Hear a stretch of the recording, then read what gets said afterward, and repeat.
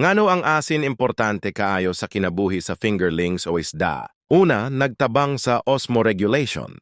Ang asin makatabang sa fingerlings nga ma-regulate ang tubig ug electrolytes sa ilang lawas, nga importante sa ilang survival ug maayong pagtubo. Ikaduha, makatabang sa stress management.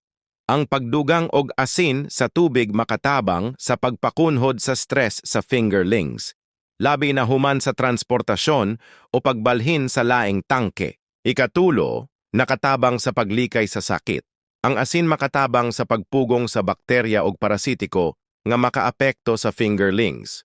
Kiniusa ka natural nga pamaagi sa paglikay sa impeksyon.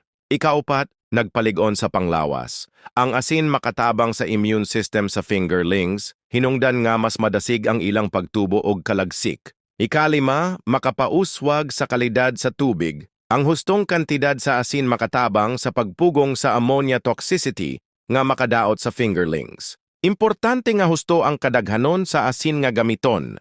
Depende sa klase sa isda ug kalidad sa tubig aron malikayan ang kadaot sa fingerlings. Dinhi sa Rosales Aqua Farm, gabaligya kami og mga hito and fingerlings nga sakto ang kalidad, himsog tungod sa maayong pag-atiman.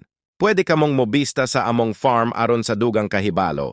Rosales Aqua Farm is located in San Miguel, Digos City, Davao del Sur.